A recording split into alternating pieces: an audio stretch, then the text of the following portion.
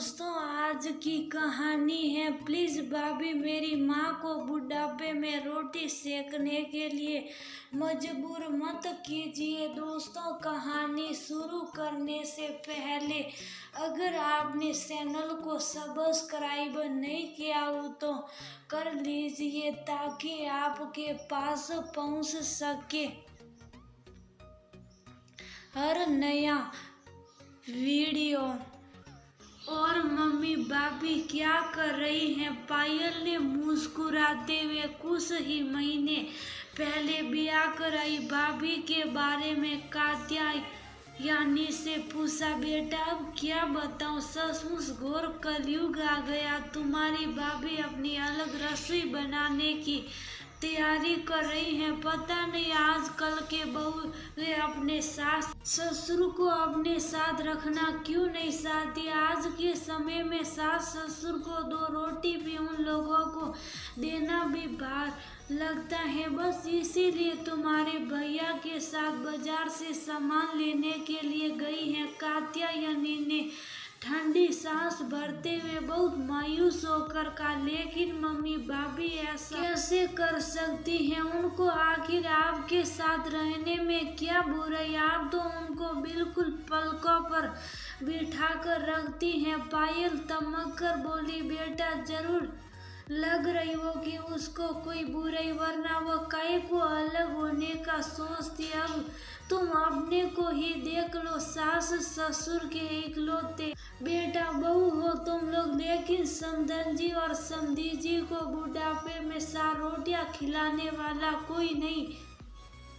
समधन जी खुद बुढ़ापे में रोटियां सेक कर खा रही हैं। मुझको तो उनके अंदर भी कोई बुराई नजर नहीं आती, लेकिन तुमको नहीं समझ में आता। वह बेचारी पलकों पर तो बिठाकर तुमको भी तो रखती थी। कात्यायनी ने फिर से लंबी और गहरी सांस भरते हुए कहा, मम्मी मेरी सासू माँ की आप बात मत कीजिए। उनकी हर समय की नुक्साचीनी और ससुर जी की भी हर समय की टोका टोकी बर्दाश्त के बाहर ही हो गई थी, इसीलिए मैंने ये कदम उठाया। लेकिन मुझको तो यकीन है कि आप और पापा तो ऐसा बिल्कुल भी नहीं करते होंगे। पायल अपने बारे में सुनकर कात्यायनी से चिढ़कर बोली, अब बेटा किसी की बुद्धि को क्या कहा जा सकता है? हो सकता है कि पल्लव को कोई बुराई हमारे और पापा के अंदर नजर आ रही हो। अब जब नई नई बहू घर में ब्याह कराएगी तो उसको इस घर के संस्कार और कायदे कानून सिखाने के लिए समझाना तो पड़ेगा ही। अब आजकल के बच्चे उसको टोका टोकी समझ ले तो उनकी बुद्धि को आखिर क्या कहा जाए। हम लोगों के जमाने में तो सास लोग जब देखो तब हर बात को लेकर ताना कसी करती रहती थी, लेकिन हम लोग तो उनके सामने जुबान भी नहीं खोल सकते थे। बहुत हुआ तो कोने में जाकर शुभ साफ आंसू पोंछ लिए, लेकिन आजकल की सासें अगर जरा सा टोक भर भी दे तो बहुएं तुरंत कर अलग होने का फैसला ले लेती हैं और साथ ही साथ बेटे को भी मजबूर कर देती हैं। अब तुम ही देख लो अरविंद जी को तुमने साम दाम दंड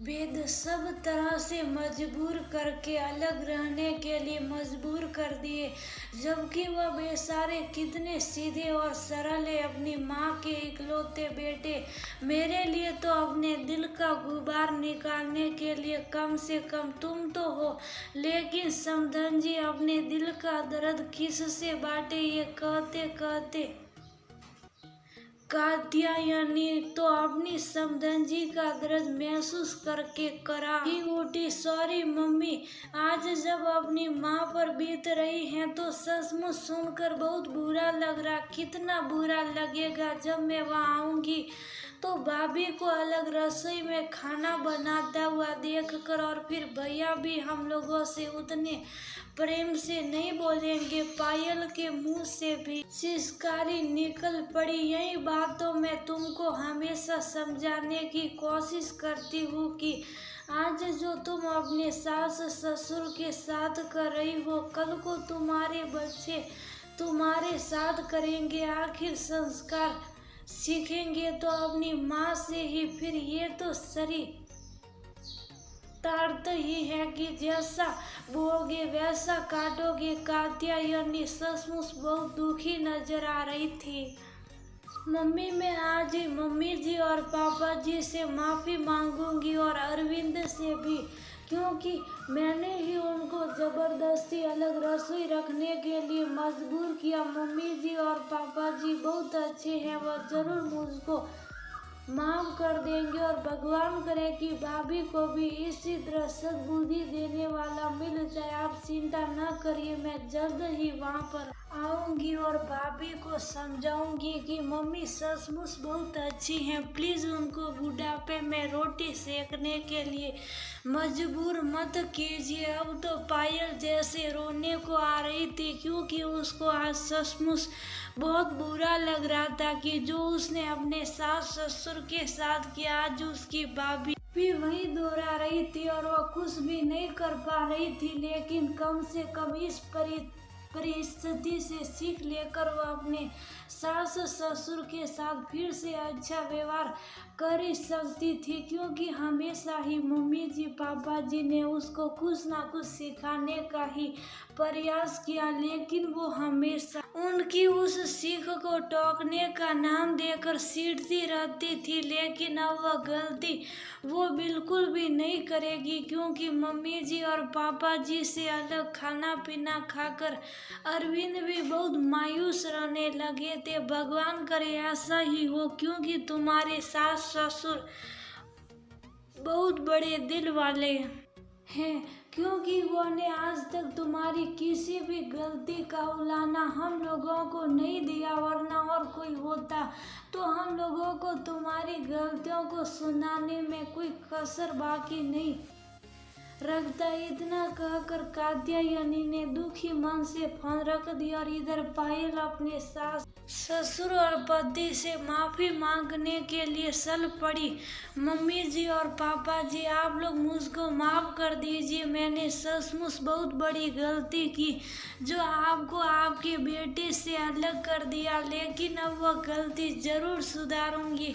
जो मैंने किया आज वही मेरे मम्मी पापा के साथ हो रहा है, लेकिन आज शायद उसी बहाने मेरी आंखें भगवान ने खोल दी। पायल पग पड़ी। कोई बात नहीं बेटा, अगर सुबह का बुल्ला शाम को घर आ जाए तो उसको बुल्ला नहीं कहते। और हाँ, तुम चिंता न करो, तुम्हारी भाभी को मैं समझाऊंगी। अनीता ने पायल के सिर पर हाथ फिराते हुए कहा। सचमुच मम्मी जी, पायल तो ये सुनकर बहुत खुश हो गई। हाँ सचमुच बेटा, अनीता ने एक समझदार सास की तरह कहा और उस घर में फिर से मनहूसियत की जगह खुशहाली नजर आने